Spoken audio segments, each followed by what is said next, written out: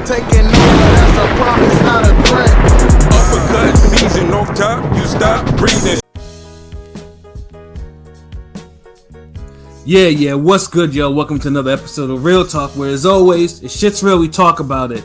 Yo, I'm your host for tonight, Pat Scope, New England representing, and as always, I got my man with me. I'm gonna let him introduce himself. Hey, yo, let me stop that. Because he goes first. He not here. So, you know what it is. It's your boy, King Bodega Box in the building.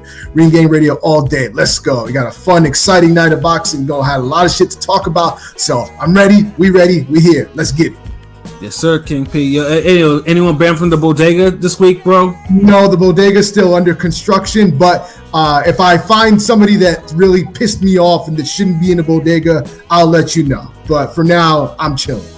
That's what it is, you know what I'm saying? But yo, I got my other man with me. I'm gonna let him introduce himself. Which flies conscious pilot, the West Coast Avenger, preparing for liftoff. Let's fly, Ring Gang Radio. Let's go. Let's get it.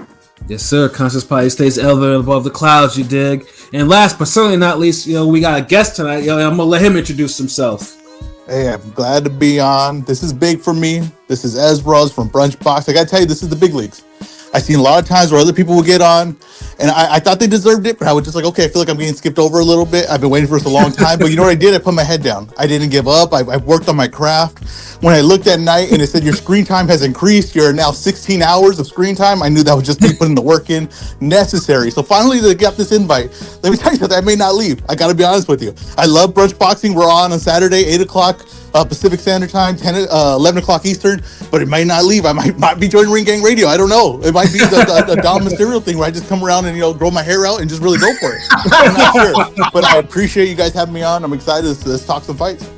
Oh yeah, man! Salute to you, Ezra, for coming on. Yeah. Like I said, because I know, like I said, because I know Twitch, we're trying to have more people on there, and obviously Brunch Boxing, it's like one of the hottest platforms out there for boxing content right there. So it's an honor for us to have you on our show, man. So definitely welcome, man. But yeah, man, we got this boxing. But also before this, I gotta say a little blurb first, and then also we'll go more in our detail next, later on this week for the Super Bowl preview.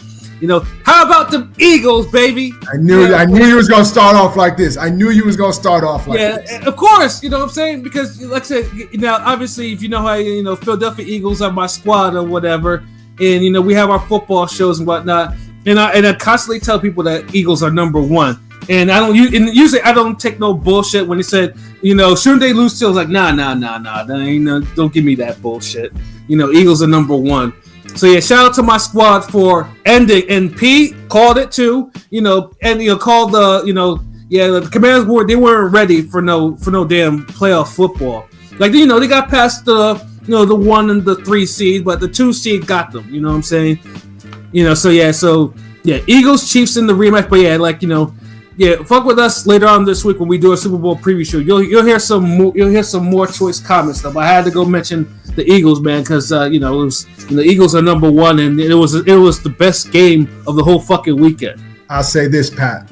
The good thing about the Eagles being in the Super Bowl, and we'll go into it later on, because we'll talk boxing tonight, but the great thing about the Eagles being in the Super Bowl is that night, if I drink enough and squint enough, it'll kind of look like the Jets on the TV screen.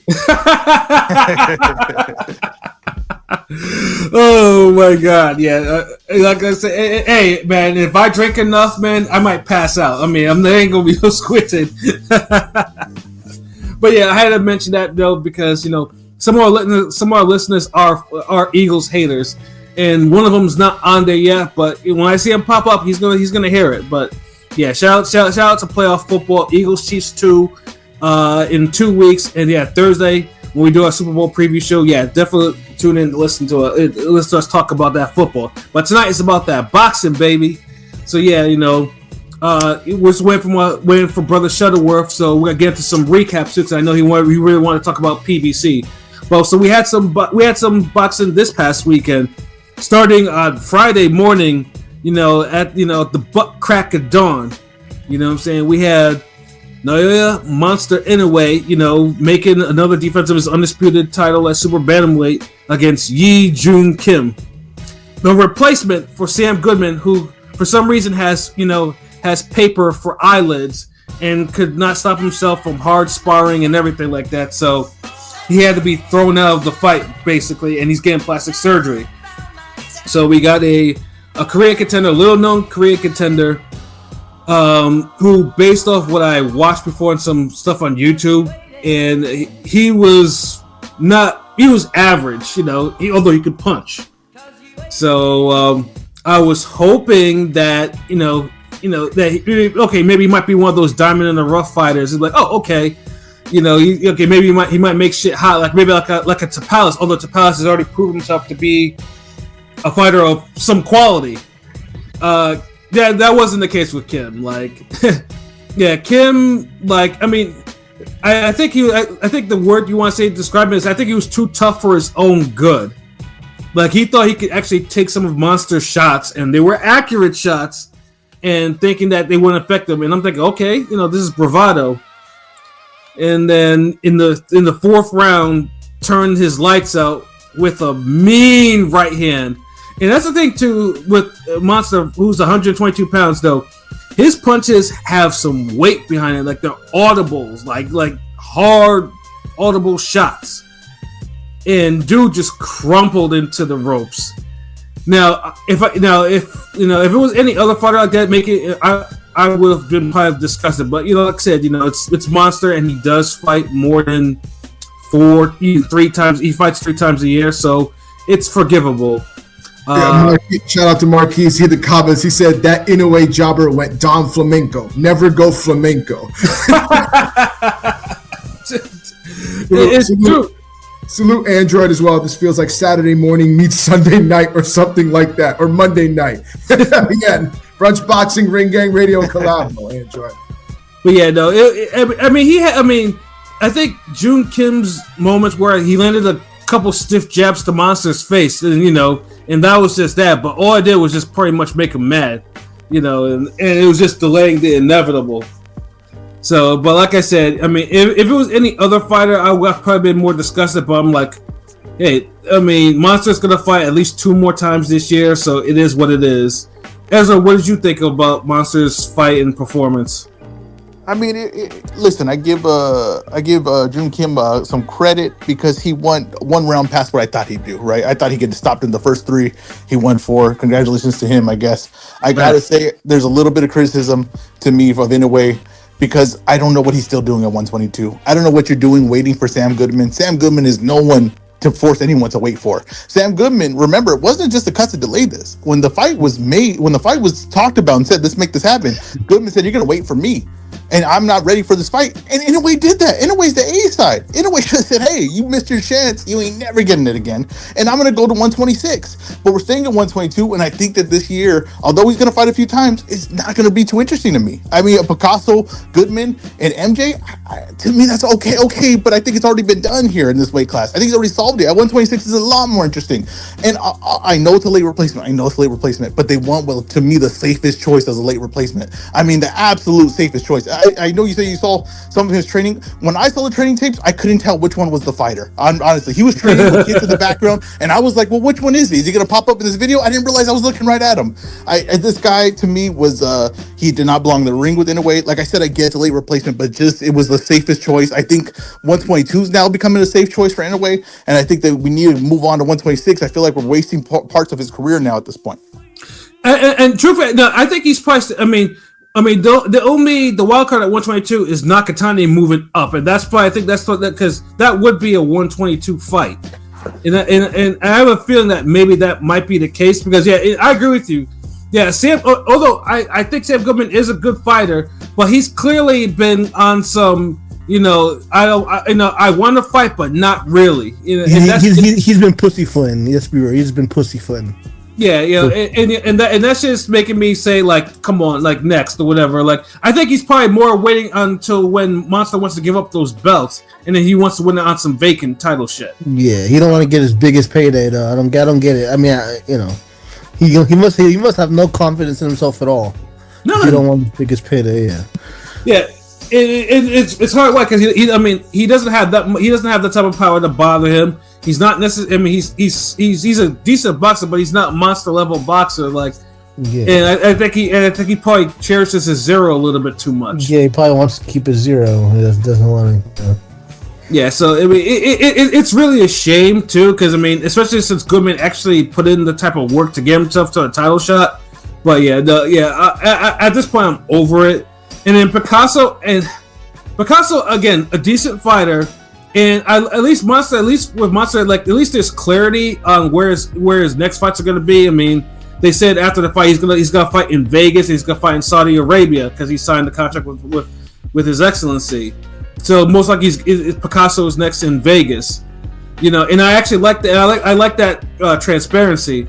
But yeah, I mean, Picasso doesn't make me say, "Ooh, like this is the fight." It's just more or less Picasso's a mandatory that Monster's trying to satisfy.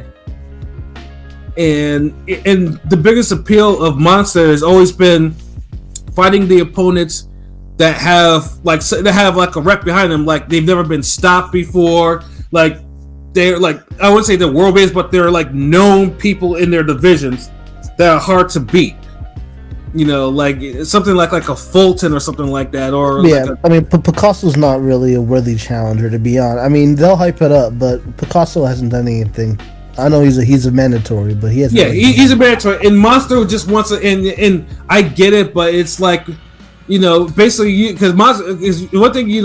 Monster's clearly a pound for pound fighter. He's one of the top 3 fighters in the world, depending on where you want to rank him. That's your own personal preference. Did you hear Eddie Hearn say he should be taken off the list for because MJ? Yeah, because Eddie obviously wants Akhmadaliev, and Akhmadaliev is a good fighter though, but he fucked up his ticket by losing to Tapales, and decided he wanted to fight like 2 fights in 2 years. He fucked up his whole game. So I don't have any sympathy if Monster's like, what, I don't need this dude, fuck him. Like, let's, but it's there. But yeah, Ezra, I completely agree with you. Like 122, like this year should probably be Monster's last year at 122, and he should move on to 126, where we all know there's a shitload of competition waiting for him. Yeah, 122 is good fighters, you know what I mean? But Inoue's elite, you know what I mean? And he already beat the group of good fighters at the weight class. He proved his point. These guys are good. They got nothing to offer him. That's just honest truth. And the guys are not judged the same. And Inoue is elite, so he's going to be judged differently. He needs to go up to 126 and find the challenges there. Yeah. And before we go on, my man Shuttleworth hopped on, man. What's good, bruh? Hey, what up, guys? What it do, y'all? Ring Game Radio in the building. Saturday night. I mean, Friday, talking about Saturday night. We gonna be talking about Saturday night, so I'm close. Fuck it. But yeah, Ring Game Radio, Monday Night Boxing. Yeah, my bad for not being here last week. But we here now, and I guess y'all talking about the Inoue massacre. Yes, sir. What are your thoughts on that, bro? Shit, I was in the gym training when them niggas was fighting, so I saw it. I didn't see it like fresh, like how I normally see it. This is probably the first Inoue bout like in years I didn't see live.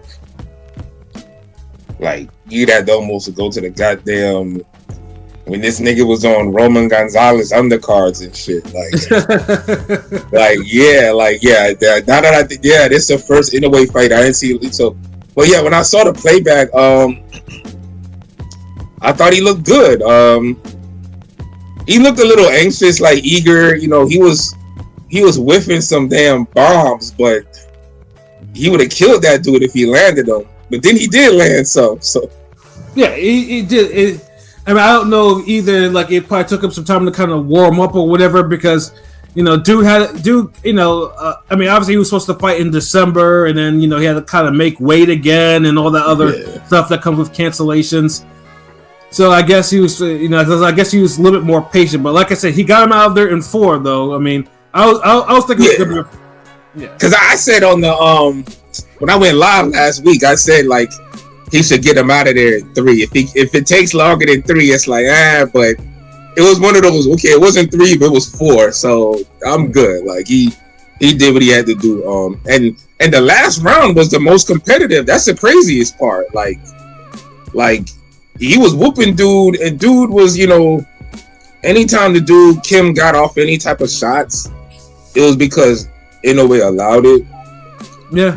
Except for the final round where that's when Inoue was fully on into it, like, okay, fuck it, I'ma just fuck you up. I'm not letting you do anything, so I could just do something and overpower you. So that's when dude was really kind of like he low-key was hitting Inoue with a few good shots. Like he went out on his shield, but he needed those back in the first round. Right. Like, you know what I'm saying? Like, he needed those in the first one because he cracked Inoue a couple good times, but Inoue was already, like, the demon meter was already on bright red and, like, doubling and shit. Like, yeah, they was waiting for the max out. What's that shit in Street Fighter Alpha? It's just blinking. Like, yeah. I mean, to get this move. He threw that right hand. Yeah, that was one hell of a demon fist because he loaded that shit up. Like, when he landed, that shit was moving. It reminded me of the damn, he did the Terry Bogard, the burning knuckle. Since Fatal Fury and Turkey Al-Asi are teamed up now, Hey, give me a check. I'm doing promo here. Like, what's good? Ain't nobody else here gonna throw in some fucking Fatal Fury references with boxing like that. Naturally. So. Facts. But yeah, it was good. All the motherfuckers who's talking about Inoue is goddamn old. Bro, y'all haven't been watching Inoue long enough to even say this motherfucker's old. Like, he used to do the same thing early in his career when he get a tough motherfucker and he just can't bomb him out. So he's like, fuck it. Like get them, like, Inoue used to fight like fucking Roy Jones sometimes, man. Like, come on, man. Like, when he want to bomb you out, he's just going to do it. Like, he was actually more patient this time. Shit. Yeah, because if Inoue got patient, niggas think he old. Yeah, because dude is new. He's not like he's not known like the other fighters that he's fought. Like, yeah, I mean, why not take some time to kind of feel out your opponent a little bit before you start going in and try to get him up out of there. And he did. Maybe these unknown motherfuckers out to surprise you with some shit. Yeah, exactly. Like, they be the one who they be like fighting a crackhead. Like, he might do some weird Mayorga fucking punch and catch you. Like, oh shit. Wait, hold on. Let me take this nigga serious. So I get it. Like, shit. Yeah, it was a better ending than the damn TJ Dehaney fight. So everybody should be fucking happy. Exactly, and like I said, because Monster fights 3 times a year. So I mean, a fight like this, a replacement, it is what it is. I'm gonna leave it as, like, I'm not gonna be negative about it. It's but it's just like now. Yeah, we're gonna be negative. Have y'all sitting on Sam Goodman yet? We shitted on Sam Goodman. We've been shitting on Sam Goodman even before these fucking casts. Like, fuck Goodman. Yeah, I'm talking about this episode. I know we've been keeping it going. Like, I did last week, so I'm just. Yeah, we do. We definitely give him some bars. Like, I definitely. Right, let me throw in fuck Sam Goodman. Like, bro, shout outs to Kim for keeping the event alive, and Sam Goodman. This is what you was running from, bro. Mm-hmm. Like, you ran from a paycheck and that, bro. Like, now Kim got more respect than you do. Facts. So Kim should have your belt right now, nigga. Like, get the fuck out of here. But yeah, we ain't gonna waste no more time on him because, my brother said they roasted you enough. So I'ma just let it go. You know what I mean? But yeah, get the fuck out of here. Like, you either want it or you don't, bro. That's it. And I don't think you fucking wanted it. Facts. Like, god damn. And as scary as Paul Butler was, he at least made it to the goddamn fight. Yeah, exactly. He knew that he was in line. He signed up. It's just, once he got in the ring, he just, he decided that health was wealth. Yeah. Like, right now, it's like, I feel like we all in the car with damn old dog and them niggas that we pulling up to the fight with Inoue. And we telling you to get your bitch ass out the car, nigga. Like, that's what I feel like you ain't gonna fight, Get your ass out the car, nigga. Like, get out. Sam gonna have to go and redeem himself once he's done healing from his plastic surgery and shit like that. Dude, you gotta go on a TJ Dehenny run in Japan to redeem yourself at this point, bro. Yeah, like throw yourself into the fire because clearly. Yeah, I need to see you in some underground matchups, some pit fighter, 90s martial art film concepts to regain my trust, nigga. You gotta look like goddamn Daniel Dubois, nigga. Like, facts. You gotta you gotta be the underdog 3 times and win by KO. You gotta do some shit like that right now, bro, because you done fucked up 2 opportunities. Facts. I'm just reading some of these comments real quick. So Belly said, "Who do we think the Saudi opponent is going to be for Monster?" I mean, Akhmadov is being bandied about as being one of them. You know, depending on situations. You know, like I said, Akhmadov. It is. I mean, damn, it is what it is. Whatever. But Akhmadov kind of, you know.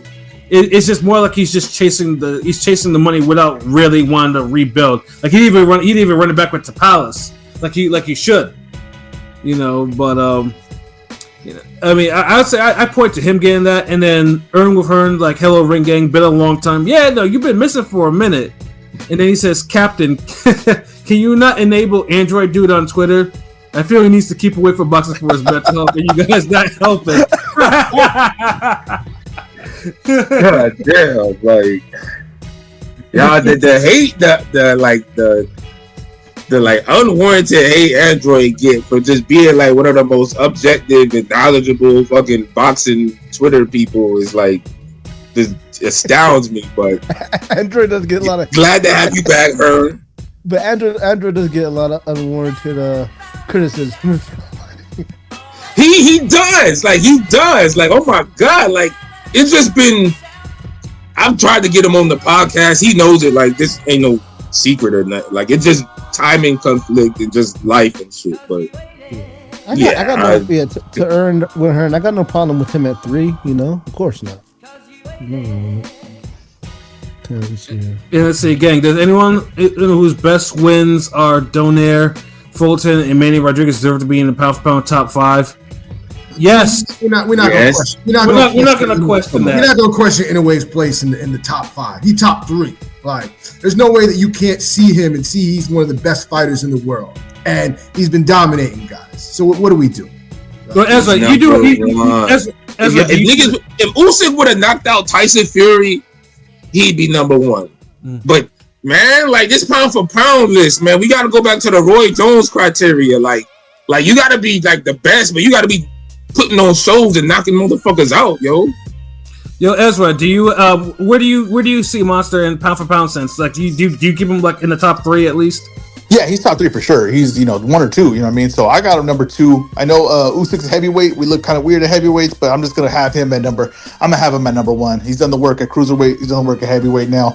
And like I said, in a way, as soon as he goes 126 and starts dominating there, he'll probably move up on the list to number 1. But I just at 122 now, it's just getting a little stale for me at this point. That's really my only complaint with him.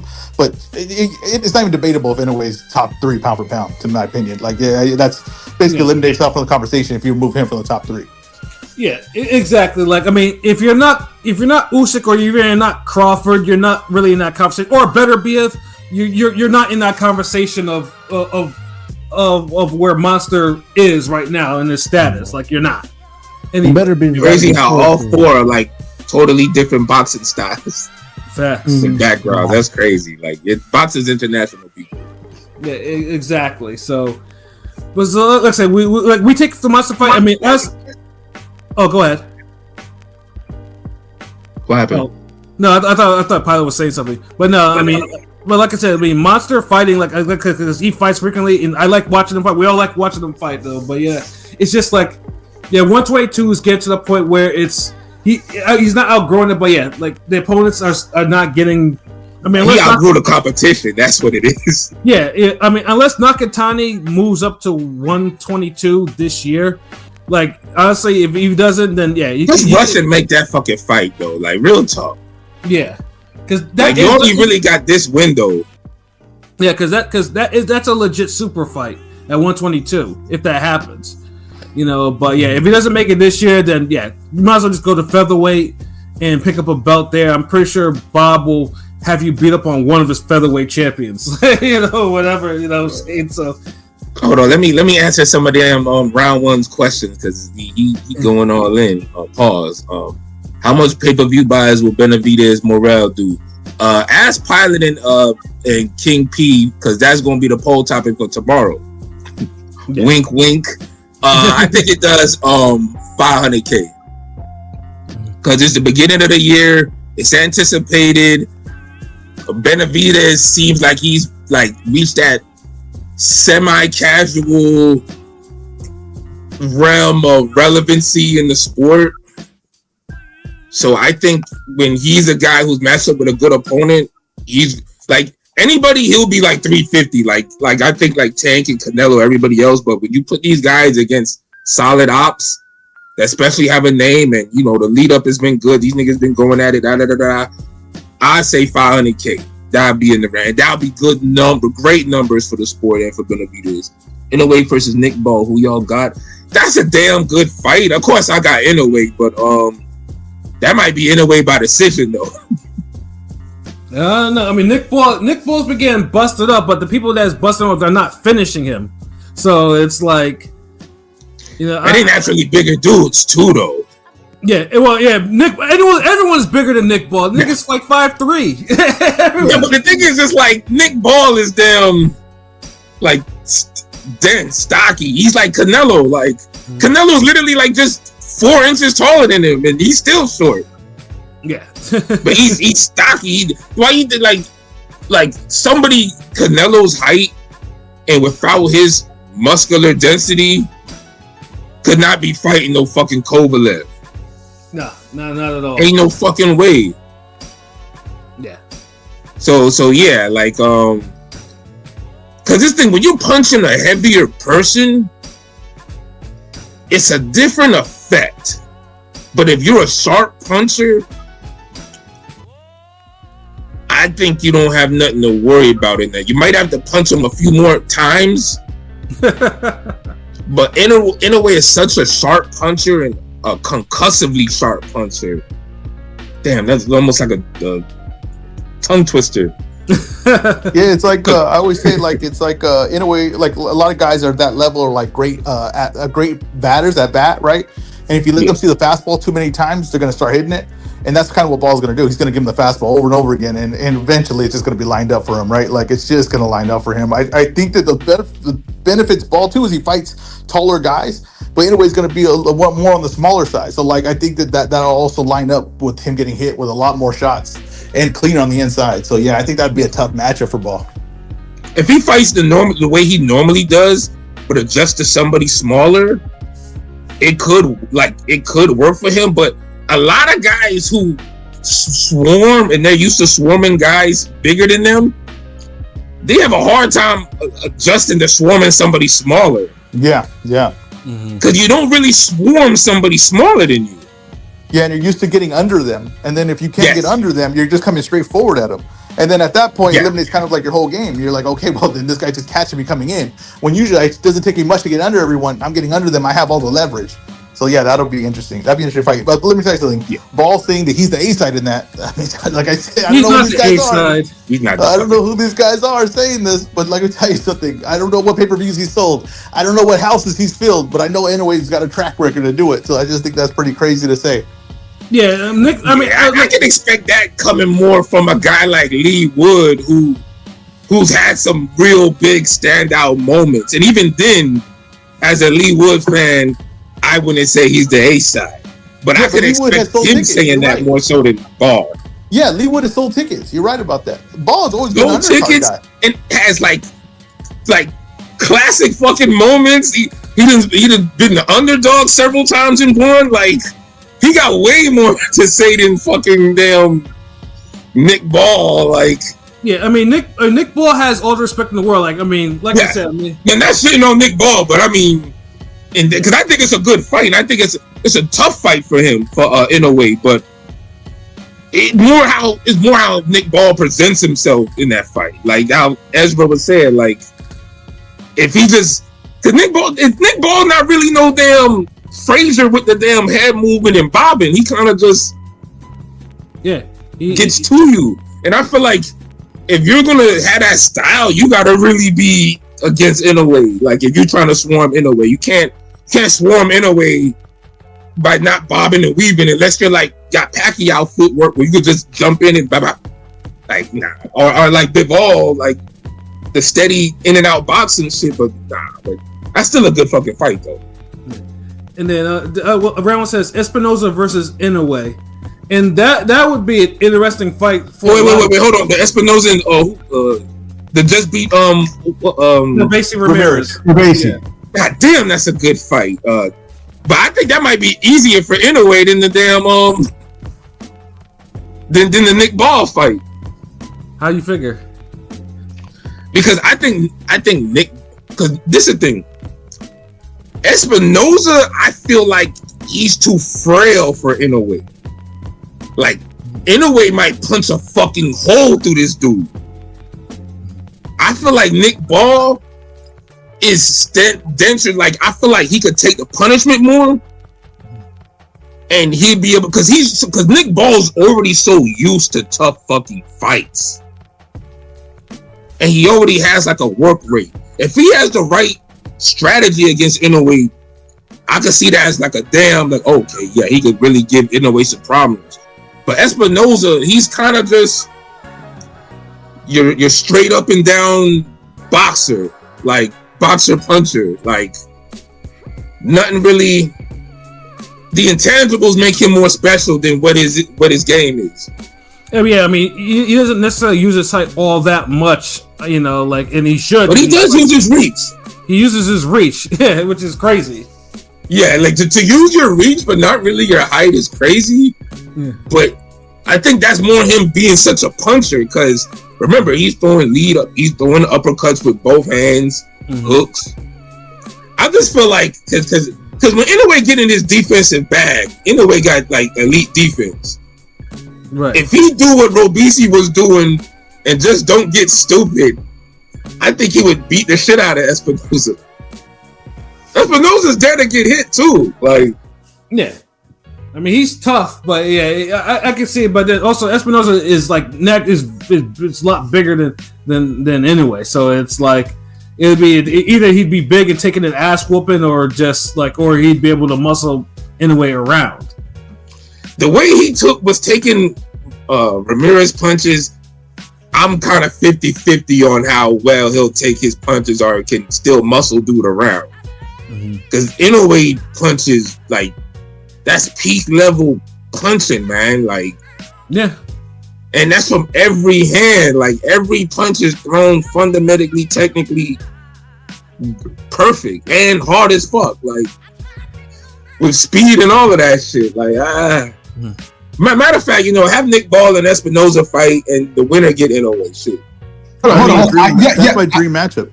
Yeah, I've been calling for that for a while. You know why? It's just because I want to see the absurdity of a 5'2" guy fighting a 6'2" guy. Yeah, I want to see that. Yeah, remember when honestly, you know, KP's right. If you do that fight first and make that a big deal, and you say the winner gets Inoue, that even draws in more casual interest because now you're like, okay, the winner gets that dude. Like, so yeah. What was you about to say? Remember when Teofimo walked in with the circus? That's what that whole theme of that card should be: the shortest man versus the tallest man. You just got a whole circus, a band of it. You do the poster. You say this is the actual size of the guys. Yeah, I would love that fight just on the freak show alone. Please, I hope y'all listening so y'all could like run with these ideas because like that's great marketing and promo and like y'all bringing like it just. I just hate when boxing doesn't play up on the strengths it has. Like how they didn't really play up on the real beef Benavidez had with Plant. Instead, these niggas at car shows. So if y'all do Espinoza and Nick Ball, play up on this goddamn height shit. Like it's right there. Yeah, and I mean, and plus we all know Nick Ball. You know, he fought Ray Vargas, who had a height advantage over him. And he still he should have beaten Vargas, but we all know, you know, that, you know, it was a bullshit ass draw that fucked up my parlay, you know, and everything like that. But I'm not even bitter about that shit though, you know what I'm saying? But you know, things happen, you know. But Nick Ball has a lot of interesting fights too. So hopefully he gets those interesting fights and doesn't fuck around with any like bullshit. And same thing with us with Inoue and whatnot. Like 122, like make the best of your 122 and then move on to 126 and get into the fights and have people really put some respect on your name, because I think that's what everyone's waiting for. Everyone's waiting for a featherweight or, God forbid, a super featherweight anyway. Like, yeah, you gotta do. Yeah, he has to go up because 122 is getting to the point where no one's able to challenge him. So, and it's like the opponents aren't really hitting the radar. Like, because anytime Inoue fights, like the Fulton knockout on TikTok, that just gets views. Like, fact. I get likes and comments all the time about it. Like, and this is the thing, I put up other Inoue highlights of fights that are more recent, and it's like, but we love him beating up that black guy. So but it's not just that, but it is Fulton was more known. Yeah, like real shit. Like he was, like, not saying Neri wasn't known and Neri didn't have a viral moment with the knockdown, and DePalis had a great effort. I thought he had boxed well and had stood in the pocket with Inoue at times. So, but it just, when that's the difference between knocking somebody out that's known. When I say known, been on boxing boxing channels, major cards, main events type level. Like, it's different. Right. Just like niggas knew who Gamboa was fighting Crawford. Like, it wasn't just, 50 walked them out to the ring type shit, or Money Team, or not ESPN, HBO. Like, that counts for something, man.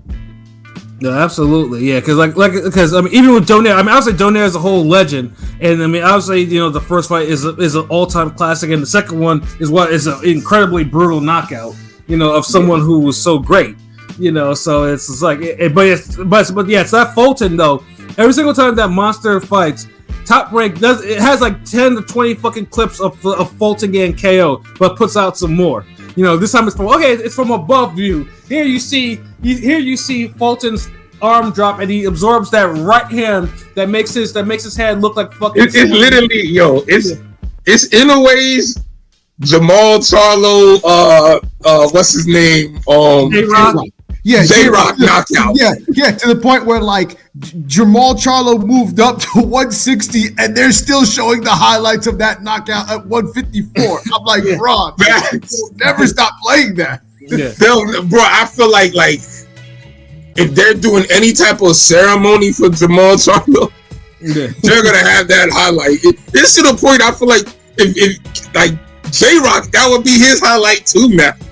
Yeah, and that's why, and I was there live for that. I seen that shit live, and I was just like, damn, I didn't even know that shit. I mean, I bet that KO just play in your mind subconsciously sometimes. That was a beautiful catch and shoot uppercut, though. I mean, and the funny thing, that wasn't even the KO. It was just a nice knockdown. Oh shit, EJ, wait, what it do, nigga? It was good. Salute PJ. Salute the architect. Hey, motherfucker, grab a link, nigga. What you doing? Get on here, PJ. Architect on here. Hold on. Have you been drinking? Yeah, we've been that's to make sure of that. Well, fuck it, nigga. If you have, nigga, I'm drinking too, nigga. Come on, man. But yeah. That's I mean. Oh, he said you're not home yet. All right, salute. Oh, okay, word. Salute, all right, well, get home safe, bro. Yeah, salute for showing up in the comments, though. But yeah, I think we gave the monster card some enough bars for now, because considering who we faced. I know that people want to hear us on the PBC stuff, and then we'll do the other recap last.